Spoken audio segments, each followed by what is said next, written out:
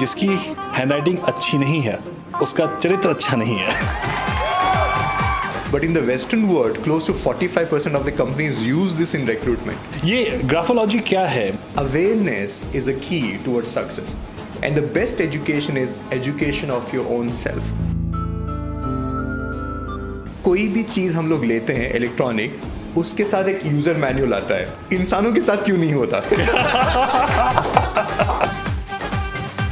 India में हम लोग इसमें थोड़ा पीछे जा रहे हैं, बट इंडिया में ये एप्लीकेबल है। And you know what, people take tablets to calm themselves. तो मुझे ऐसा लगता है कि ये चरित्र से कहीं रिलेटेड नहीं है। मेरे father is no more.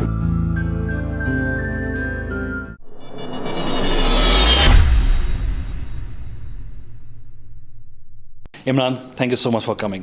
Pleasure is mine, Pramod. Thank you for having me over. And I have been watching your work and truly inspiring work. And I'm sure a lot of people are getting a lot of value out of the different speakers you bring in.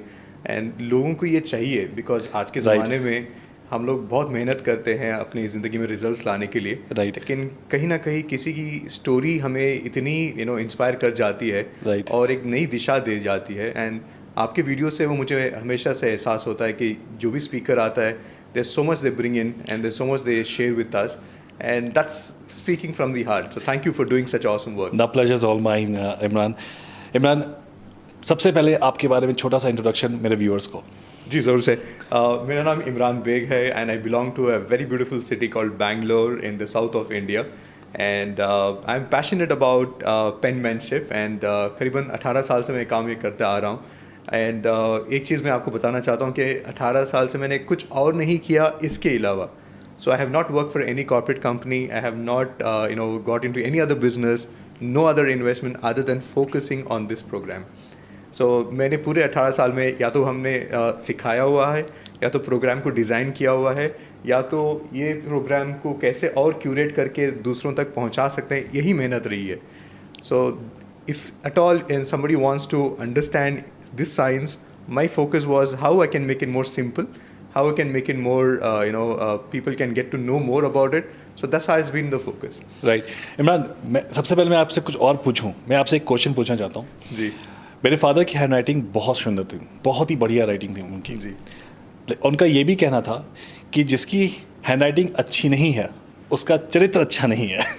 ये बात कहाँ तक सच है, मुझे आप ये बताओ, क्योंकि आज तक मुझे लग रहा है ना कि शायद मेरी हैंड राइटिंग उतनी अच्छी नहीं है और मैं अपने चरित्र पे क्वेश्चन करता हूँ कि मेरा चरित्र कैसा है। नहीं, ऐसा बिल्कुल नहीं है। And that's a good news कि बुरी hand writing is nothing connected to आपकी पर्सनालिटी या आपके बिहेवियर के ऊपर कुछ रिप्रेजेंट करती है। लेकिन हाँ, एक चीज़ मानी जाती है कि जो इंसान लेजिबल नहीं लिखता, जो इंसान की हैंड राइटिंग लेजिबल नहीं रहती है, एक चीज़ उसके बारे में हमें ये मालूम है कि the hand and the mind coordination is something which is to be worked on. You are so fast in your thoughts, you are so fast in terms of understanding things. We call you basically as a comprehensive approach towards learning, understanding things. So that's why your handwriting is fast. Either your hand is faster than your mind, or your mind is too fast for your hand. So that's why you're not able to write better. In fact, if you look into the handwritings of Albert Einstein, some of the top brains in the world, they did not write so legibly or beautifully, which is considered as a norm in the academics. Right. So nothing to worry about at all, and it's very, very normal. People do write legible. Exactly. और sometimes मैं doctors को भी देखता हूँ, उनकी जो hand writing होती है मुझे आज तक समझ में नहीं आई। तो मुझे ऐसा लगता है कि ये चरित्र से कहीं रिलेटेड नहीं है। मेरे father is no more, but अगर वो होते तो मैं आज उनको लेके आता सामने और बताता कि नहीं, चरित्र अच्छा है मेरा। ये ग्राफोलॉजी क्या है, मतलब मुझे इसके बारे में बताइए। इसके बहुत तरीके से we can look at graphology in many ways. One of the beautiful way of looking at is simple सा चीज़ है, जैसे आप लिखते हैं ये आपके बारे में इंफॉर्मेशन देती है। क्या बारे में? इसके बारे में it's not about the past, आपके पिछली ज़िंदगी बारे में, आगे क्या होगा उसके बारे में नहीं, ये सब चीज़ें नहीं होती हैं।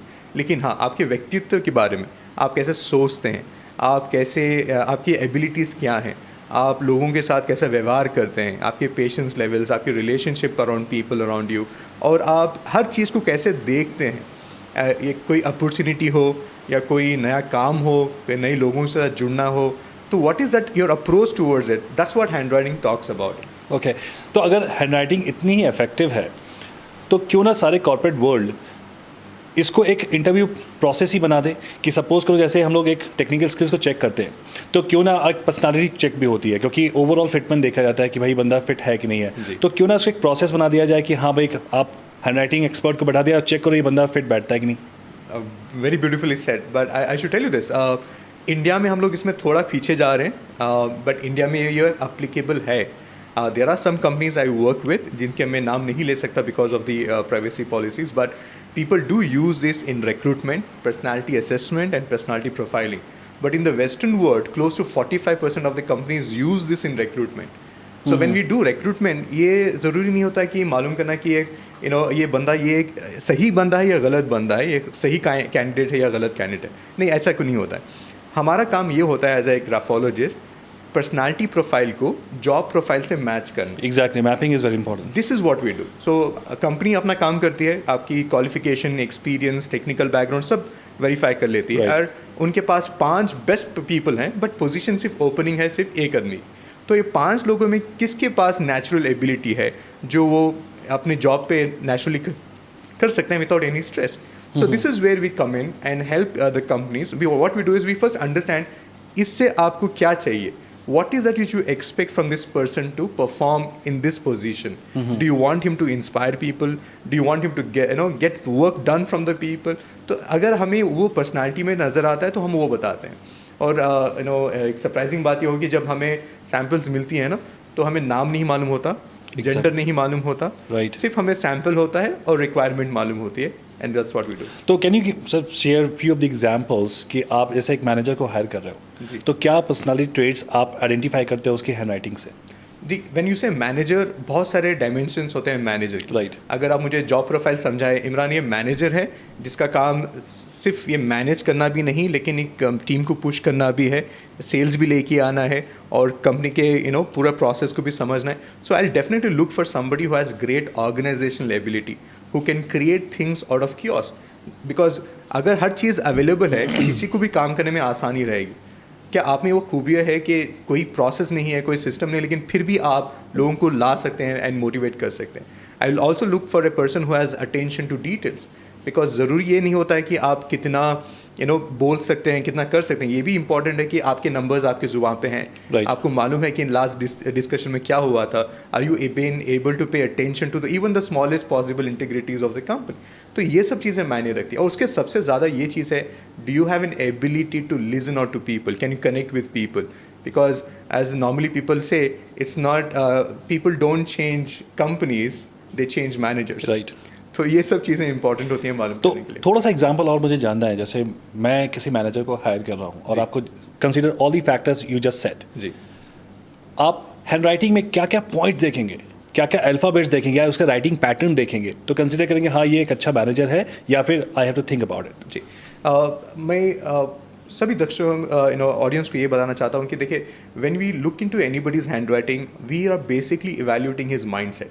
उनका माइंडसेट क्या है और वो प्रेशर में कैसे ऑपरेट करते हैं, will they give in the pressure और the person who enjoys this stress. Because बहुत सारे लोगों का एक मानना ये होता है कि इमरान जब तक प्रेशर नहीं होता मैं ठीक से परफॉर्म नहीं कर पाता.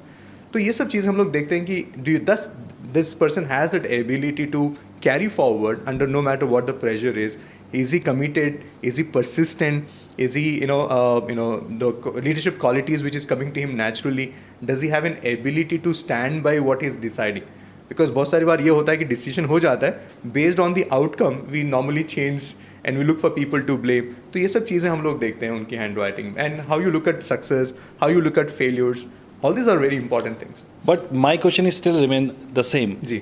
आपने हैंडराइटिंग देखी जी. आप पैटर्न क्या देख रहे हो उस पे? तो अगर टेक्निकल एस्पेक्ट्स आप मुझे पूछ रहे हैं तो हाँ. एक हैंडराइटिंग एनालिस्ट के लिए हर चीज़ जो भी पेपर पे होती है इंपॉर्टेंट है.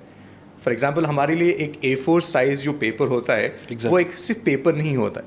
हमारा इंटरप्रिटेशन उसके एतबार से ये होता है कि एक पूरी दुनिया वो A4 साइज में है और जिस तरीके से कोई भी इंसान उसमें अपनी जगह बनाता है, उसमें इतनी अपनी जगह ऑक्यूपाई करता है. एक पैराग्राफ लिख रहा है, कितनी स्पेसिंग ऊपर में होगी, लेफ्ट साइड में होगी, उनके लेटर्स कैसे स्टार्ट हो रहे हैं, उनके साइज़ ऑफ द लेटर, उनका प्रेशर ऑफ द राइटिंग, उनका slant of the writing, her cheese. Because हमारे लिए it's not about letters, it's not ABCD. हमारे लिए ये होता है कि हर चीज़ एक स्ट्रोक होती है. स्ट्रोक ऐसी चीज़ होती है जिसकी एक शुरुआत होती है, एक एंड होती है और उसका एक डायरेक्शन होता है। और वो जो भी इंसान जो स्ट्रोक्स लिखते हैं, हमारा सिग्नेचर भी एक स्ट्रोक है। It is basically a combination of multiple strokes coming together, but normal person के लिए वो लेटर्स हैं। तो हमारे लिए हर चीज़ एक स्ट्रोक होती है। तो मैं टीज देखूंगा उनके, बिकॉज हमारे ग्राफोलॉजी में letter T is one letter which tells more about any other person than any other letter than the letter T. So करीबन 27 things I can find out looking at just your T. मैंने जैसे आपसे मिलने से पहले मैंने कुछ थोड़ा बहुत रिसर्च किया था इसके बारे में, तो मैंने देखा कि अगर टी में जो बार है वो अगर टॉप पे जा रहा है तो इसका मतलब that person is like very high on their thought process कि हाँ मुझे I want to achieve lot of things. और वहीं पे अगर टी अगर नीचे है तो that person is normal, no fine, I am not looking for anything else. So is it true? देखिए, आपने जैसे एक्सप्लेन किया, इसे हम लोग बोलते हैं match the following approach. Okay जो सही नहीं होता है। ओके ओके अगर आप गूगल में भी सर्च करें ना, सब लोग यही बोलते हैं, अगर हाँ. आप वाई ऐसे लिख रहे हैं तो आप ये हैं, हाँ. अगर आप टी ऐसे लिख रहे हैं तो ऐसे। लेकिन आपको ये समझना है कि ये कॉम्बिनेशन क्या है जो लेटर को वो बना रहा है। तो हम लोग जब स्टडी करते हैं, हम लोग ये फिंगर मूवमेंट्स को स्टडी करते हैं। तो आप बता रहे थे कि टी बार को ऊपर लिखने से पर्सनालिटी इनहेंस होती है, कॉन्फिडेंस बढ़ता है, Right. और हाई सेल्फ एस्टीम के बारे में मालूम होता है। So it's just not the letter T which can change your life, it is the way you write the letter T. Because graphotherapy, graphology एक बात होती है, और ग्राफोथेरेपी एक चीज़ है जहाँ पे हमें स्टडी किया जाता है कि the way you move your fingers has direct connection to the brain. So it releases certain chemicals in your brain because the way you're moving your fingers, because every letter you write, it is a certain movement of your fingers. So that has an impact on your behavior. Right. So it speaks certain things about you. तो हम लोग ये करते हैं और ये actually analyse करते हैं। और कहीं ना कहीं मुझे ऐसा लगता है ये मूड पे भी बहुत डिपेंड करता है। सपोज करो आप अब एंगर हो, अब एंग्री हो, यू आर राइटिंग समथिंग, तो पैटर्न आपका बिल्कुल डिफरेंट हो जाता है। और आप कुछ फोकस होके कर रहे हो कि हाँ I have to give this presentation to my client and you are writing in such a different way. जी। तो ये जो चेंजेस आ रहे हैं टी और बार का, मुझे कहीं ना कहीं रिलेट नहीं कर पाता हूँ। You can just say something. अच्छी बात है। ये इंपॉर्टेंट क्वेश्चन भी है कि बहुत सारे लोगों को ये भी लगता है कि मेरी हैंड राइटिंग चेंज होती रहती है। इमरान, मैं आपको कौन सी वाली हैंड राइटिंग लिख के दूँ एनालिसिस के लिए? मैं कहता हूँ उनसे आप कोई भी लिख लीजिए हैंड राइटिंग, बिकॉज हमारे लिए आपकी मूड को हम लोग स्टडी नहीं करते। Whether you are writing in fast, अगर आप फास्ट भी लिख रहे हैं, अगर आपका मूड ख़राब भी है, अच्छा भी मूड है, तो स्ट्रोक्स सेम ही रहेंगे। आपको लगेगा कि अलग हैंड राइटिंग है, लेकिन हमारे लिए स्ट्रोक्स जो होते हैं वो सेम ही रहते हैं। लेकिन और एक बात ये भी बताना चाहता हूँ, अगर आपकी हैंड राइटिंग चेंज हो रही है, it's a good news, because you are changing as a person, because you are not the same person in the college, right? Now you have a different mindset. Right. You're not the same person in the school. Now today you are looking at the world differently. Right. और आपका जैसे जैसे mindset change होगा वो आपकी hand writing में भी नज़र आएगा, बिकॉज आप फिजिकली भी चेंज हो रहे हैं, इमोशनली भी चेंज हो रहे हैं, एंड मेंटली भी चेंज हो रहे हैं। तो ये सब चीज़ें लाजमी हैं कि हैंड राइटिंग में नज़र आनी चाहिए और चेंज होनी भी चाहिए। तो हैंड राइटिंग के थ्रू आप ये पता लगा सकते हो कि कौन बंदा नर्वस है, कौन कॉन्फिडेंट है, कौन इंटरेस्टेड नहीं है इस पोजीशन में। Is it possible? देखिए, it will be a very general way of looking at it. अगर आप मुझसे ये पूछेंगे, मैं ऐसी बात करूँगा कि how long this person can last. Wow. Because the idea is कोई भी जॉब कोई भी इंसान कर लेता है। अगर मैं आपको मैनेजर का जॉब दे दूँ या सेल्स में भी डाल दूँ, that's the beauty, you know, as human beings हमारे में एक खूबी ये है कि हम लोग कोई भी जॉब कभी भी कैसे भी कर लेते हैं। Correct. Put me in the position, I will operate, but is it coming to you naturally? Will you be there evolving as that person in that designation? And that's what we need to look at, because companies में क्या होता है, you spend so much of money in training that person and giving him all the insights about the job, only to see that he's not there with you for next 6 months. So we want to understand what comes to you naturally, effortlessly, will make you stay there and create your own identity in that space, in that designation. So as a handwriting analyst, this is what we look for. Okay. Pen का कितना ज़्यादा importance है यहाँ पे hand writing में? बहुत ही ज़्यादा, because as a hand writing analyst, as a normal person, मैं आप सबको एक चीज़ बताना चाहता हूँ। Pramod, you will also be surprise, there is a science behind choosing a right pen. हमारे यहाँ साइकोलॉजी होती है, कोई भी अच्छा लिखने वाला पेन अच्छा पेन होता है, लेकिन हर पेन की फोकस ये, जो भी कंपनी पेन बना रही है, द फोकस ये रहता है कि अच्छा लिखे वो पेन। करेक्ट। तो that's not the criteria to choose the pen. For example, everybody look at your hands and your fingers. Everybody has unique styles of fingers. So how can you buy something just because it writes well without even understanding whether it fits well in your hand? So that's why अगर आपने बच्चों को देखा होगा, जो students हैं जो लिखते हैं, थोड़ी देर लिखेंगे उनको हाथ में दर्द शुरू हो जाएगा, थोड़ी देर लिखेंगे उनको ऑलरेडी आज छोटा सा डेंट हो जाएगा. Some of the children have a overgrown skin here because वो इतनी प्रेशर से पकड़ के लिखते हैं. राइट. क्योंकि वो गलती बच्चों की नहीं है, वो गलत पेन से लिख रहे हैं. तो I educate children, I educate educationist about how to choose a right pen.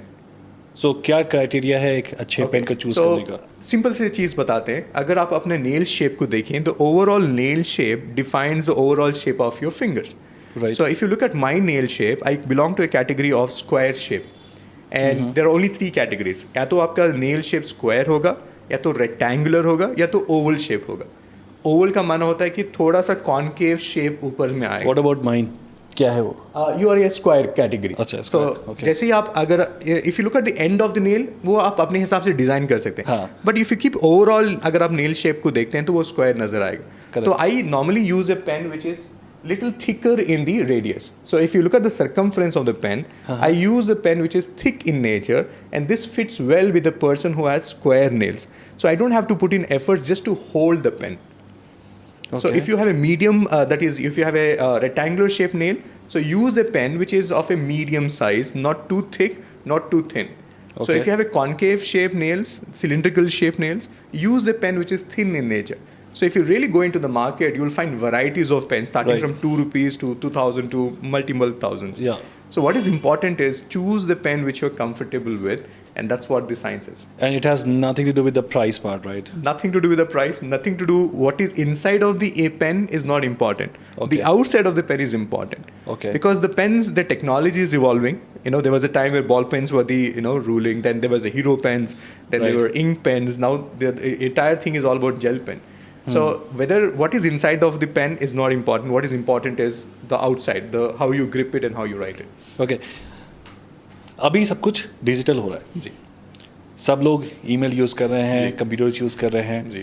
और मैं अपनी ही बात करूं तो अगर मुझे किसी ने कह दिया कि अभी एक पैराग्राफ आप लिखो, जी. तो शायद मैं बोलूँगा नहीं हो पाएगा. जी. इस जहाँ पे सब कुछ डिजिटल हो रहा है, आप एक ओल्ड स्कूल थॉट प्रोसेस को लेके चल रहे हैं. जी. क्यों? क्या रीज़न है इसके पीछे? ओके, तो चलिए मैं ये जवाब आपको 3 हिस्से में दूंगा. ओके. पहला हिस्सा हम लोग स्टार्ट करेंगे hand writing, importance of hand writing in terms of academics. All the parents, जो भी पेरेंट मेरे अभी ये प्रोग्राम देख रहे हैं, ये बात को मानेंगे कि जब ऑनलाइन सेशन स्टार्ट हुए पैंडेमिक में, हम लोग सब स्क्रीन ओरिएंटेड हो गए थे, तो सबको लगा था कि अभी हैंड राइटिंग ज़रूरी नहीं है, तो हर चीज़ ऑनलाइन हो रही थी. टेस्ट वगैरह सब भी सिर्फ बटन प्रेस करना था या आंसर सेलेक्ट करना था. Now what happened? The same child who was not writing for the last 2 years, he went back to the school. And now all the exams are happening handwritten. And can you realize the gap between what happened last 2 years and what is happening right now? So अगर आप वहाँ पे बैठे हैं और सोच रहे हैं कि education system is changing, handwriting is not relevant, let me answer that. There are only 2 things which will help a child in the examination hall. One, how much you remember of what you have studied. Number 2, how much you can write in the stipulated time. Right. Because you don't get marks. आपको marks इसके नहीं मिलते कि आपको कितना मालूम है, कितना आपको लिखा मार्क्स मिलते हैं कितना आप लिखा लिखते हैं. अगर आप पीटीएम मीटिंग में जाते हैं ना, टीचर और पेरेंट्स में एक ही कॉन्फ्लिक्ट रहता है कि parents says ask my child, वो सब जवाब देगा. टीचर कहेगी जब तक वो लिखेगा नहीं तो हम लोग मार्क्स कैसे देंगे. एक चीज़ होगी. दूसरी चीज़, starting from an entrance exam to a primary school to the competitive exams to all the professional courses, you have entrance exam. Our life is full of exams. Right. And everywhere you need to write, including the top competitive exam, IAS, IPS. Second aspect, as a grown-up, we think handwriting is not relevant.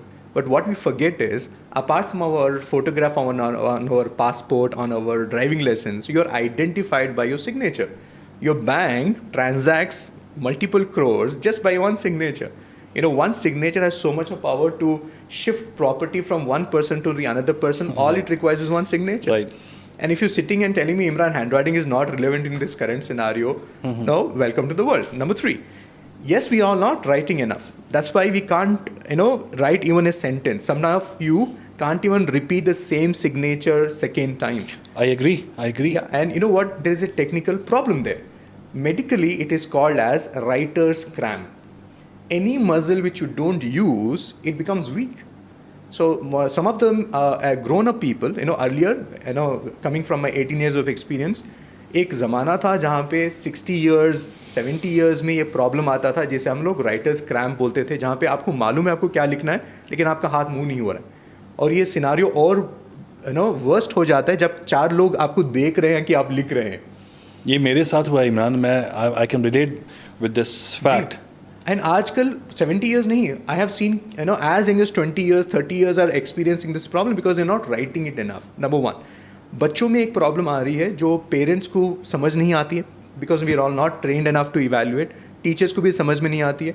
हमें लगता है कि hand writing problem है, ये लिख नहीं पा रहा है, लेकिन बच्चों में एक प्रॉब्लम आती है जिसे हम लोग बोलते हैं डिस्ग्राफिया। डिस्ग्राफिया का प्रॉब्लम डेफिनेशन ये होता है कि बच्चे को मालूम है आंसर क्या है, he is beautiful orally but he is not able to write. वो जब लिखने की कोशिश भी करता है तो वर्ड मिस हो जाती है, स्पेलिंग्स मिस हो जाते हैं, और आपको लगता है कि इसको हैंड राइटिंग की ज़रूरत है। नहीं, ये हैंड राइटिंग का प्रॉब्लम नहीं है, ये सब्जेक्ट का भी प्रॉब्लम नहीं है। This is what you need to really understand. तो अगर मैं प्रमोद जी आपको मैं एक बात बताऊं कि 4-5 साल पहले योगा का जितना अभी इम्पैक्ट हम लोग महसूस कर रहे हैं, जितना योगा हमारी ज़िंदगी से जुड़ा हुआ है, उतना नहीं था। And it all required education, it required people who can influence that mindset to go back to the best instincts what we have as a human being to work on our mind and our body. So similarly, handwriting is not going anywhere. It will definitely make a comeback, and that's what we are all doing.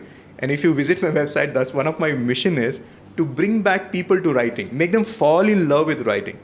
And when you join my community, one of the basic exercise we do is every day you have to write until it becomes a part of you as a habit. And क्या लिखना है? Write gratitude, write your affirmations, write to-do list, create visualizations, write affirmations, plan your day for tomorrow, bring in that nature and culture. And children are not writing because they don't see anybody writing. Right? At least पहले घर में grocery list बनती थी, लेकिन वो भी आजकल app में हो जाती है। तो पहले फ़ोन डिक्शनरी होती थी, फ़ोन के बाजू में एक पेन रखा जाता था। So it's all about bringing back to people, and we're all working. And through your channel also, my message to everybody is, let's bring back to the writing. And लिखना सिर्फ लिखने के लिए नहीं है, because our focus is हमारे mind को आपको हेल्थी बनाना है, और उसके लिए हैंड राइटिंग सबसे बेहतरीन काम करेगी. So when you start writing, handwriting has a huge influence on your subconscious mind. So come back to writing, it has more better benefits. Parents को कैसे एजुकेट किया जाए, क्योंकि मैं खुद भी एक फादर हूँ. मैंने कभी फोकस ही नहीं किया इस पर, कि मुझे पता ही नहीं था कि क्या how important it is to look after the hand writing part of my kid. तो कैसे उनको एजुकेट करें कि वो खुद भी लिखें और बच्चों को भी समझाएं कि हाँ this is very important, although you have already answer but still. हाँ, पेरेंट्स का इसमें रोल सबसे बड़ा होता है, because children learn by watching you, right? Okay, and at home children watch you scrolling down your phone, things like that, but they don't see you writing. So if you can start doing that. And so one of the problems I've faced with children is, आप लिखने के बारे में बाद में बात कीजिए, एक जगह में एक बच्चा ज़्यादा देर तक नहीं बैठ पाता, अटेंशन स्पैन बहुत कम हो चुका है. तो पहली शुरुआत वहाँ से होगी कि can you sit in one place, can you prepare your self. That's what happens. अगर जो भी असाइनमेंट दिया जाता है, you will see children writing on the dining table, on the couch, on the bed, on the floor sometimes, which I'm comfortable with. Okay, आपको करना है आप कीजिए, but eventually when it is examination, आप जहाँ पे जाकर लिखेंगे वो होगा डेस्क, वो होगी स्कूल की classroom. So all the parents, please invest in a good study table, and it does not have to be really fancy one, but it should be the appropriate one which the school is also using, because the child has to eventually write for 2 hours of exam. Right. And you need to prepare that mindset, physiology, psychology, everything involves it. And second activity is, whether you realize it now or not, as the child goes to higher classes, the board exams will come closer, the duration of the examination will keep increasing, and that's where the child will realize. And you'll be surprised, Pramod ji, ऐसे बहुत सारे बच्चे हैं जिनको सब चीज़ मालूम है, वो लिख भी पाते हैं, लेकिन वो उठ के आ जाते हैं because they can't sit in one place for longer time. Wow. And that's what the entire world is actually experiencing today. In fact, before I could come here, I was talking to different teams from different regions. मेरा जो programme है जो मैं बच्चों के लिए design किया हूँ, जिसका नाम है mastering पेनमैनशिप, it is promoted in 23 different countries in the world. Some of the countries which I have never visited, because all of them are getting present to this power of writing, because it's just not important academically. लिखना, जब आप लिखते हैं ना, आपका brain differently behave करता है, जब आप टाइप करते हैं ना उतनी इंटेंसिटी नहीं होती जितना आप लिखने में इंटेंसिटी आपका ब्रेन लेके आता है. तो हमारा एक्सपीरियंस ये है कि आपकी मेमोरी इंक्रीज हो सकती है, आपका एक्सप्रेस करने का तरीका जो है वो आसान बन सकता है. Because we live in a world जहाँ पे सब लोग शॉर्टकट कीज़ यूज़ करते हैं. टाइप करने से ज़्यादा हम लोग वॉइस नोट्स भेजना पसंद करते हैं. एग्जैक्टली एंड ये सब चीज़ें हो रही हैं. And if the same person has to sit down and express my emotion on the paper, I am gonna go crazy because मैंने सोचा ही नहीं कि मुझे ये लफ्ज़ इस्तेमाल करनी है. राइट.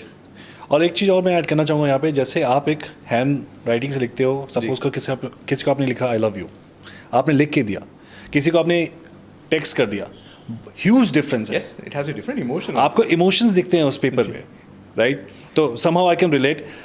मैं फिर से एक पर्सनालिटी ट्रेट्स पे फोकस करूँगा. जी. जब कोई सेंटेंस को लिख रहा है, if it is going towards right और टुवर्ड्स लेफ्ट और स्ट्रेट, ये भी कोई पर्सनालिटी ट्रेट्स को इंडिकेट करता है. देखिए मैं आपको थोड़ा इंसाइट देना चाहता हूँ. हमारे लिए जैसा आपने लेफ़्ट राइट कहा, ये हम लोग जोन्स बोलते हैं इसमें. तो कोई भी लेटर जो ऊपर जाना चाहिए, जैसे लेटर्स T, H, L, तो जितना ऊपर जाना चाहिए उतना ऊपर जाना चाहिए. एंड कितना जाना चाहिए, if you ask me, it should be 2 times the size of your middle zone letters like A, M, N, O, L. And lower zone letters भी इंपॉर्टेंट होती. और हर लेटर लिखा जाता है एक लाइन पे, जिसे हम लोग कहते हैं base line. For a graphologist it is called as a line of reality where everything gets created. So थोड़े you will see that some of them are actually going little follow, नीचे जा रही है हैंड राइटिंग. कभी कभार जो लोग लिखते हैं तो वो 45 डिग्री टिल्ट होती है. Yes.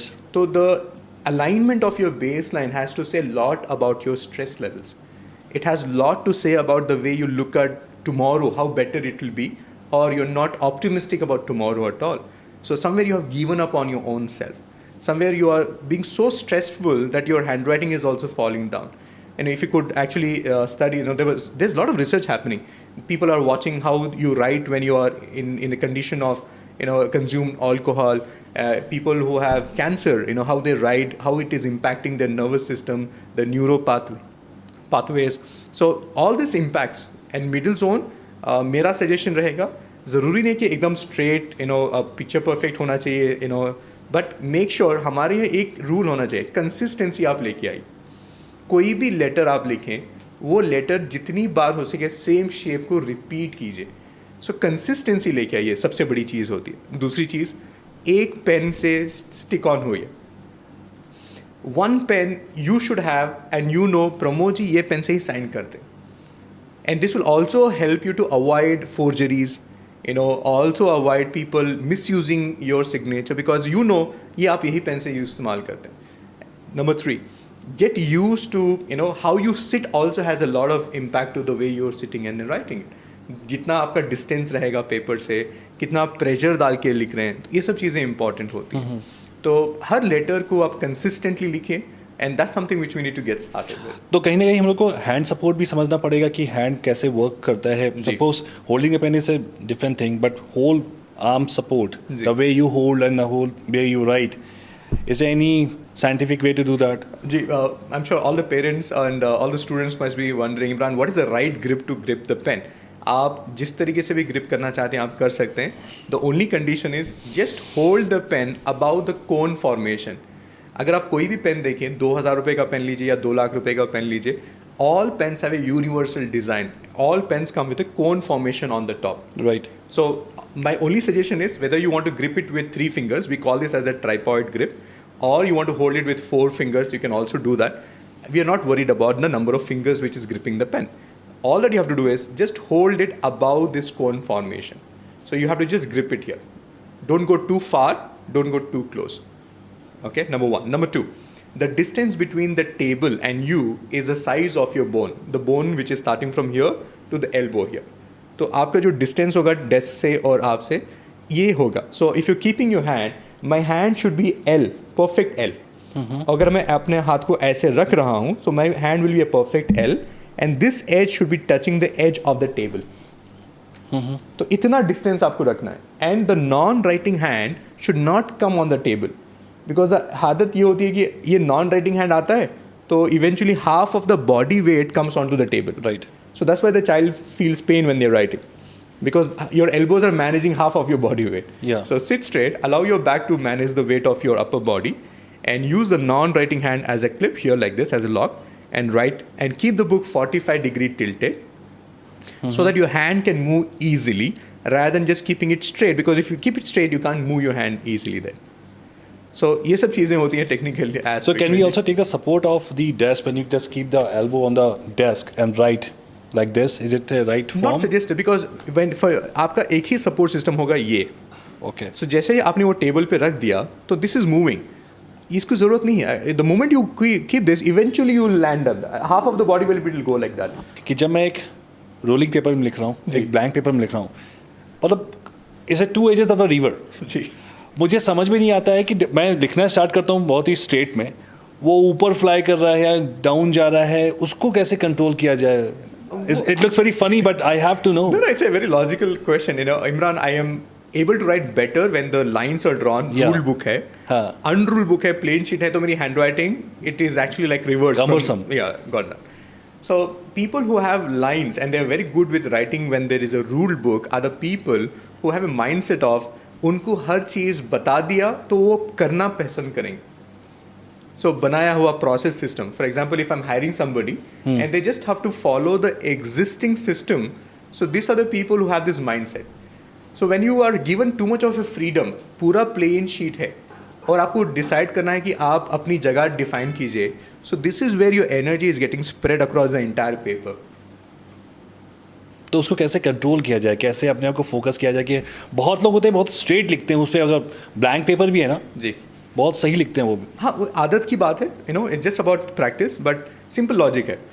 मैं जब भी प्लेन शीट को देखता हूँ, मैं 4 हिस्से में उसको डिवाइड कर लेता हूँ माइंड में. तो वो 4 हिस्से में मैं पहला सेंटेंस से पहले 2 वर्ड्स लिखूंगा और उसके अलाइनमेंट में और 2 वर्ड्स लिखूंगा. सो 2 पार्ट्स हो गए. उसके अलाइनमेंट में और 2 वर्ड्स लिखूंगा. तो इससे एक मेरी पहली वाली लाइन स्ट्रेट हो जाएगी ना, दूसरी वाली लाइन अलाइनमेंट हो जाएगी. I teach this to children because I teach them how to write on a plain sheet, how to write on a rule book. So this is what it is very simple trick. ये सारा तो हमारा हो गया, ठीक है, hand writing के बारे में समझना. लेकिन हैंड राइटिंग का मैंने एक और भी रूप देखा है जो कि यूज़ करते हैं हमारी जो गवर्नमेंट है, कोर्ट में एविडेंस के रूप में हम लोग यूज़ करते हैं. उसमें आपके एनालिसिस को काफ़ी वैल्यू मिलता है, क्या करते हैं आप उसमें? ओके, इंडिया में उतना उसका इन्फ्लुएंस नहीं है and we are not seeing much of use in the code of law. But as per the Indian penal code section 47 of the Evidence Act, it says anybody who is an expert is liable to give a opinion which can be taken towards the proceeding of any case. But हमारे ही report में पूरा case की कार्रवाई हो या result निकले, नहीं, ये पॉसिबल नहीं है. पॉसिबल नहीं है, ये पॉसिबल नहीं है. ओके. तो अभी जैसे मैं बात करूं, जो बच्चे हैं जो कि बहुत ज़्यादा अपने कंप्यूटर पे हैं या फिर अपना ज़्यादा फोकस नहीं कर रहे हैं, उनको सही डायरेक्शन कैसे दिया जाए कि हाँ आपको ये रोड मैप फॉलो करना चाहिए to improve your hand writing patterns? हाँ, जैसे आपने मुझे बताया कि इमरान, जो भी मुझसे मिलते हैं, ये एक सवाल ये होता है कि आप पिछले ज़माने की बात कर रहे हैं, handwriting, correct, technology. See, I am not against technology. I use best of systems technology myself, but I also do justice to bring in handwriting also as part of my existence. So अगर आप ये balance out करते हैं, that is good. Right, children have lot of things to write in the school. And as adults, as I gave you little insight, अगर आप affirmations में believe करते हैं, आप वो लिखिएगा. अगर आप गोल्स में बिलीव करते हैं तो आप गोल्स लिखने, because every day writing goals has a different impact on you then actually just typing out the goals और creating a vision board and just sticking it there. So bring in that culture where you bring in your important एक result आएगा जब आप hand writing से जुड़ जाएंगे. आपका consciousness और आपका सबकॉन्शियसनेस बैलेंस कनेक्टेड हो जाएगा. सो दे सिंक्रोनोसिटी बन जाएगी. And what you say, what you do, everything will be having a huge impact on it. अगर आप ये नहीं बिलीव करते तो मेरा एक चैलेंज लीजिए, 21 days get on to writing it and don't even have to wait for 21 days. अगर आप 7 दिन भी अगर लिख लिए, you will tell me, Imran, I'm feeling something different about the way I'm operating. And one of the biggest change I have seen with people is that they tend to become more calm. And you know what? People take tablets to calm themselves. And why do I say it is a big thing? Because I always believe if you want to be the most successful person, if you want to have an aura of a person who is vibrating, you need to have a personality in which people around you should feel calm and comfortable in your presence. Absolutely. But हमारे यहाँ क्या होता है, you know, the boss, moment he enters the office, everybody is silent, everybody is quiet. घर में ये होता है कि बच्चे, you know, पापा आ गए तो चीज़ें ही हो जाती हैं. नहीं, I want people to be themselves in your presence. Can they feel that calm and comfort in your presence? So you need to develop that personality, because the best of decisions happens only when you calm yourself down, right? When you're thinking the pros and the cons rather than just taking the decision happening. And this is my biggest preach to all of them, because deep down we're all human beings. Right. And if you want extraordinary results in your life, in your life, you need to create that extraordinary, you know, aura inside of you, and that is only possible when you get present to the things around you. तो start कैसे करें? जैसे मैं अपनी बात करूँ, मुझे लिखना स्टार्ट करना है और it's been ages since I have written something, right? कैसे स्टार्ट करूँ? ब्यूटीफुल एक्टिविटी, मेरी सबसे पसंदीदा एक्टिविटी है. Start with writing down about your self. Describe what you are as a person. And you know what? That's a beautiful insight, and that's one activity will change a lot of things about you, because awareness is a key towards success. And the best education is education of your own self. So अगर आपको लिखना है, आप अपने बारे में लिखिए. आज अगर आपने आज कैसे, आज Pramod ji, who is he as a person, are you writing it today? कल ये लिखिएगा आप क्या बनना चाहते हैं, how you see yourself in the future. And you know what? You will love, because your life has many chapters and you have a lot of things to write about. And when you write, your emotions are with you, your thought process is with you, and you will see your real handwriting coming onto the paper, and you will surprise yourself. Can I write so fluently? Do I have such a beautiful flow of thoughts? You know why? Because you're writing about your own self. But it is easy the way I said it. But when you sit down to write, most of us fall into this pitfall, thinking the bad things more or the good things more, and you're trying to balance it out. सोचना नहीं है. Pick up the pen and write down. And before that, bring in some discipline. You have to write in the first part of the day. Because जब आप सुबह में लिखते हैं, आपका अल्फा स्टेट ऑफ माइंड बहुत एक्टिव रहता है, और जो भी आप लिखते हैं, जो भी आप सुनते हैं, जो भी आप सोचते हैं, it has a huge impact on the entire day. मेरी एक फिलॉसफी में हमेशा ये बिलीव करता हूँ कि how you start your day has lot to do how much you will accomplish that day or what you will accomplish that day. तो handwriting could be a beautiful activity to start your day. जैसे मैं अपनी एक activity बताता हूँ, मैं क्या करता हूँ. जैसे मैं बहुत सारे फ्रेशर्स को हायर करता हूँ जी. उनकी ट्रेनिंग होती है जी. ट्रेनिंग के बाद मैं उनसे बोलता हूँ कि भाई आपको टेस्ट देना है. टेस्ट देने में उनसे बोलता हूँ लिखो. जी. मैं क्यों करवाता हूँ? कहीं ना कहीं मुझे लगता है कि जब आप लिखते हो ना, तो कहीं ना कहीं आपका वो चीज़ें स्टोर हो रही हैं आपके दिमाग में. क्योंकि आप छोटी सा एग्जाम्पल देता हूँ, जब हम लोग बुक्स होते हैं हमारे पास, मोटी सी बुक है, सारी इन्फॉर्मेशन है, तभी अपने नोट्स बनाते थे हम लोग जी. अपने लैंग्वेज में, अपने ढंग से स्टोर हो रहा है. और वो आप सो भी रहे हो ना, कोई पूछेगा इसके बारे में कुछ बताओ, आप इमीडिएटली बताओ क्योंकि स्टोर है. और जब आप एक ईमेल लिख रहे हो, इलेक्ट्रॉनिक वे में लिख रहे हो, कहीं ना कहीं वो इम्पैक्ट नहीं देता है. तो मैं सबसे लिखवाता हूँ. जितने बच्चे आते हैं वो 2-2, 3-3, 4-4 पेज लिखते हैं. वो लोग बोलते हैं यार we are back to school और what, you have no idea what I am doing. And once this information is properly stored in the mind, they are quite confident about their subject. Amazing. Right? So this is what I am doing. आप मुझे एक चीज़ बताओ कि जैसे आपका जो ये 18 साल से आप कर रहे हो, ये स्टार्ट कैसे हुआ? मतलब 18 साल तो ठीक है, उस समय समझ सकता हूँ कि वो उस समय पैटर्न था राइटिंग का, जो अभी भी है, जो चैलेंजेस आप फेस कर रहे हो, क्या मोटिवेट कर रहा है आपको ये सब करने का, या फिर लोगों को एजुकेट करने का? मेरी जर्नी देखिए, हम लोग हर इंसान की जर्नी में एक इंस्पिरेशन होती है. तो मेरी ज़िंदगी में बहुत सारे टीचर्स हैं, मेरी ज़िंदगी में बहुत सारे ट्रेनर्स हैं जिनसे जिनसे मैं मिला, मैं उनसे सीखा. और मेरे बड़े भाई हैं, एंड उनसे भी मैं बहुत ज़्यादा इंस्पायर हुआ, और उनके थ्रू मुझे ये सब सब्जेक्ट्स का इंट्रोडक्शन मिला in the early start of my career. Because जब मैं कॉलेज में था, मेरे सारे दोस्त का सोचने का तरीका अलग होता था और मेरा अलग होता था. Because I was always looking for different sciences which can help me in understanding myself. एक फ़नी बात बताता हूँ. जब मैं कॉलेज में था, मेरे दिमाग में हमेशा एक सवाल होता था कि कोई भी चीज़ हम लोग लेते हैं इलेक्ट्रॉनिक, उसके साथ एक यूज़र मैनुअल आता है. Right. इंसानों के साथ क्यों नहीं होता? बिकॉज हमें इतना मुश्किल होता है किसी से बात करना, to crack a deal with somebody or to get connected with somebody, यार इसको मैं कुछ बोलता हूँ तो जो मुझे लगता है कि इसको गुस्सा नहीं आएगा उसको गुस्सा आ जाता है. Correct. और जब मुझे लगता है कि इसको गुस्सा होना चाहिए वो नहीं हो रहा होता है. तो हमेशा से मेरे दिमाग में ये था अगर इसका यूज़र मैनुअल मुझे मिल जाए ना तो इसके साथ में ज़िंदगी बेहतर हो जाएगी. It is on A lighter note. Okay. Then I started looking for sciences like NLP, hypnosis, body language. Then I stumbled upon handwriting analysis, which gave me easiest and the most accurate in the fastest possible time. Right. So that's how I fell in love with this science. तो कहीं ना कहीं मुझे ऐसा लगता है कोई अगर डील क्रैक करने जा रहे हो किसी से, आपकी मीटिंग होने वाली है, तो क्या एक काम करो, उसकी कुछ हैंड रिटन कुछ इन्फॉर्मेशन ले लो, हो सकता है उससे आइडिया मिल जाएगा कि what kind of personality. Signature काफ़ी है, हैंड राइटिंग की भी ज़रूरत नहीं है.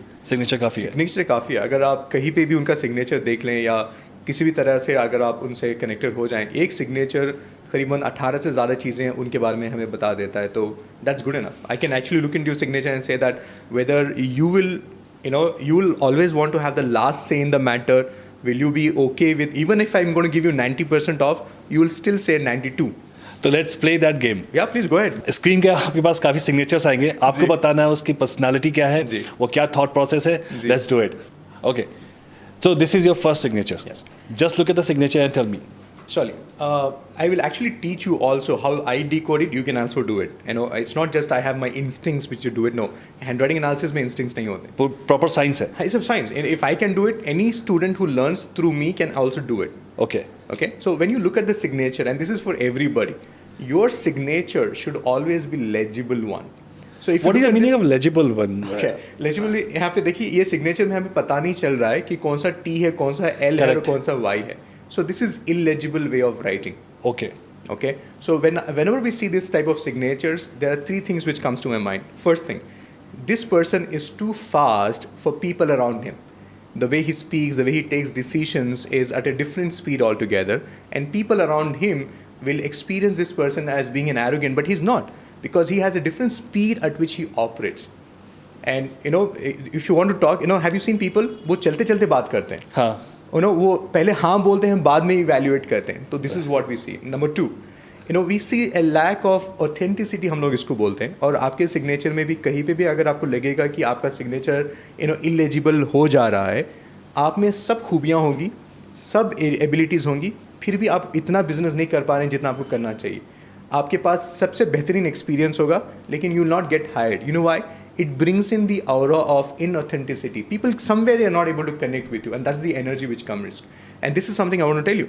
Every time you sign, you're putting across a message to the universe and also to your mindset.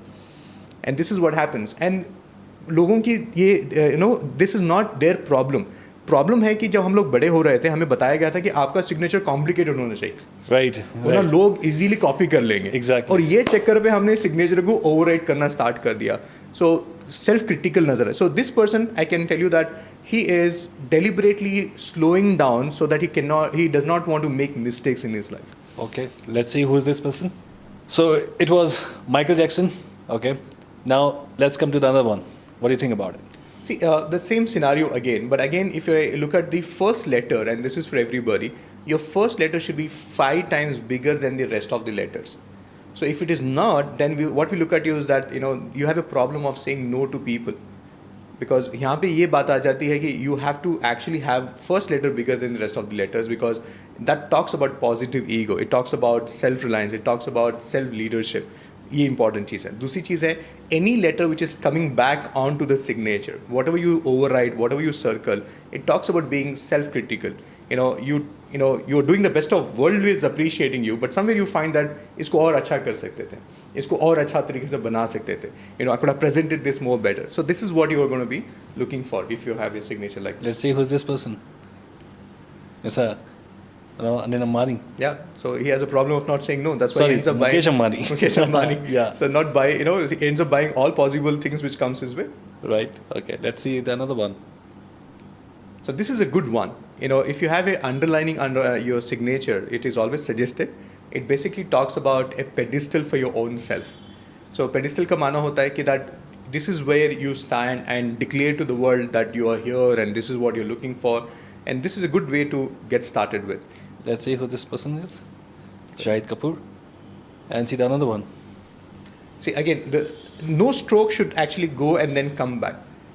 So can you see that the person has actually overwritten this way and then come back. So this person has a lot of determination. The strokes which are going down talks about determination. Determination का माना होता है कि एक बार ठान ली ना मुझे ये करना है. So that's the what drives that person. But this person is a person who is so capable that he will not wait for the team to come. He will not wait for the people to come. He will take the initiation, make it happen for himself. See, He's a go-getter. Sunil Shetty, he's the guy, that guy. Now, this one. Now, this is Master Blaster's signature, and this is Sachin Tendulkar. Okay. And you'll be surprised that over a period of time, there is a study which is done. He had a different signature before he got famous, and his signature had a little impact after he got famous. So this is one thing which we always talk about. Sachin Tendulkar's signature. If you look at the letter T, look at the way it has been crossed on the top. So Right. this is how it is. So it's a really great way of looking at it. See, again, the 8 formation talks about amazing fluidity of thoughts. So this person does not have to think when he's speaking. Number 2, we can always look at this person being very frank and blunt. Does not know how to color his word. What he likes it, he will say it. He does not like it, he will say it. So that's what the signature is actually talking about. And a lot of defiance. Defiance is always looking at how can I do things differently. Why should I do what others are doing it?